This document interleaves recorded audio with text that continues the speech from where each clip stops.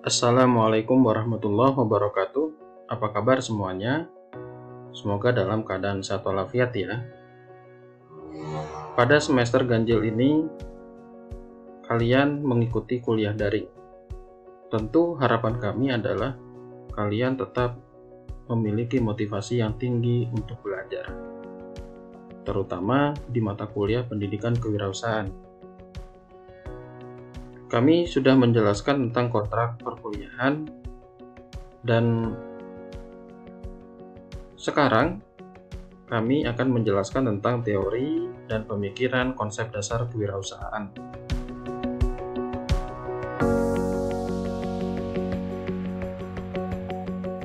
Indonesia membutuhkan wirausaha-wirausaha yang baru,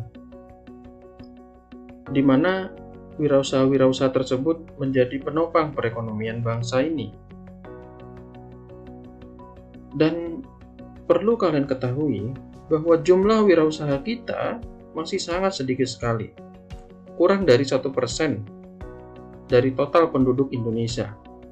Padahal untuk menopang perekonomian nasional dibutuhkan standar minimum wirausaha sebesar 2,5% dari total jumlah penduduk. Nah, di sisi lain, sejak digulirkan program kewirausahaan nasional tahun 2009, upaya menumbuh kembangkan wirausaha bisa dibilang berjalan sangat lambat. Pertanyaan yang muncul kemudian, mengapa salah satu faktor produksi, ini meminjam istilah dari ahli ekonomi, sedemikian susahnya untuk ditingkatkan.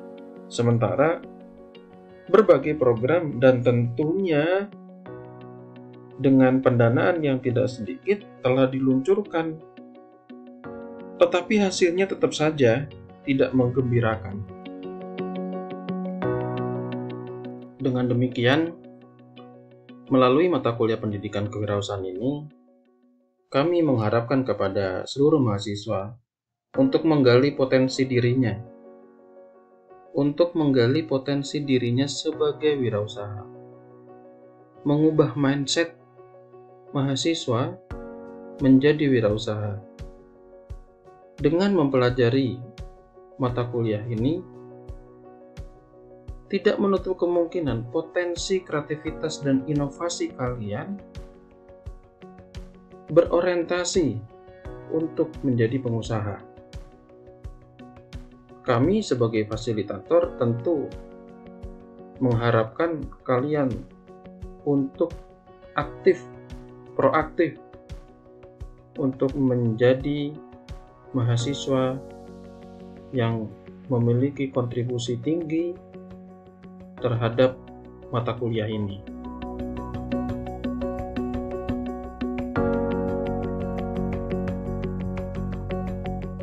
Baik, dalam teori dan pemikiran konsep dasar kewirausahaan,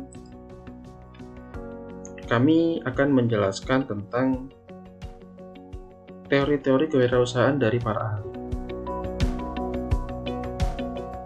Teori kewirausahaan dari para ahli ini diharapkan agar kalian dapat mengaplikasikan kewirausahaan dengan teori-teori yang sudah dijelaskan nantinya. Kemudian, konsep dasar kewirausahaan.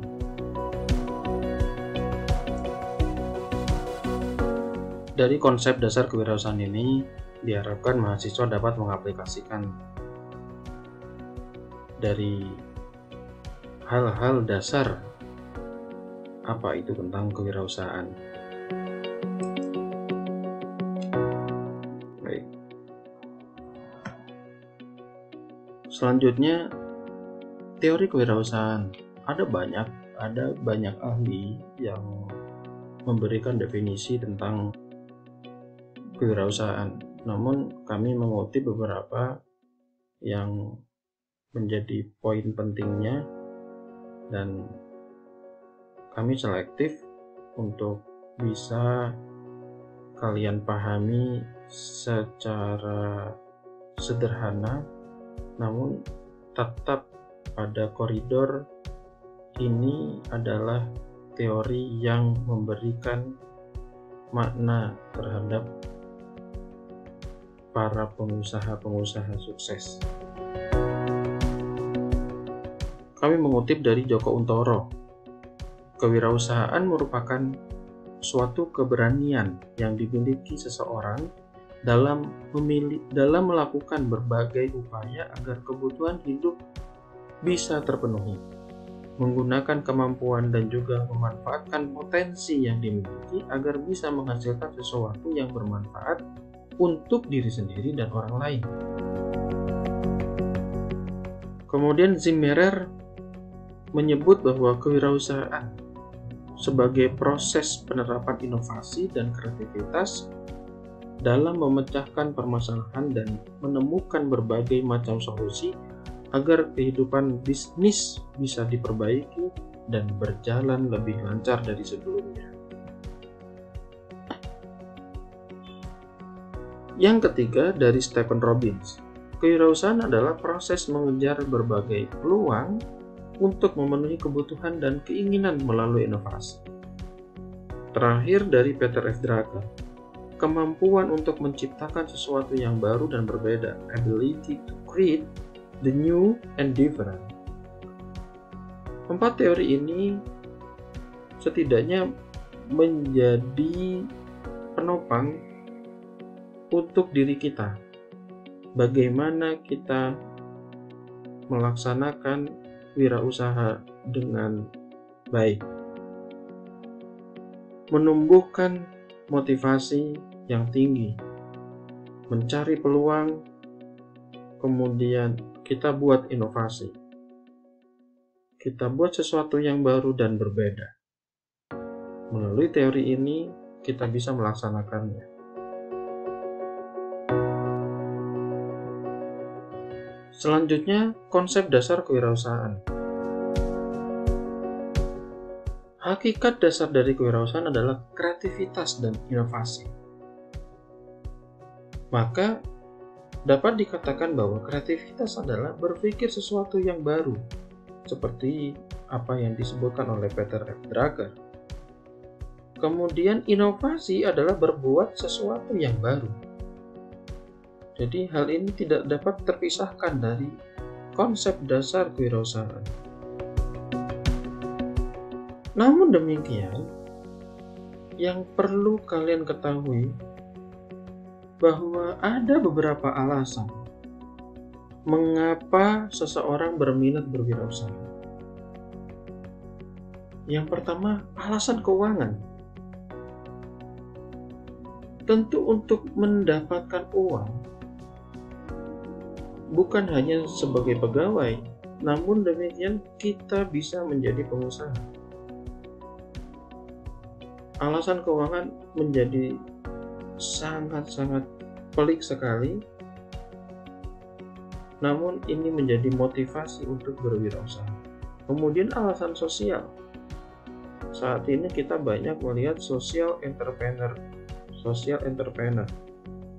Mereka disebut sebagai social entrepreneur karena memang usahanya untuk masyarakat.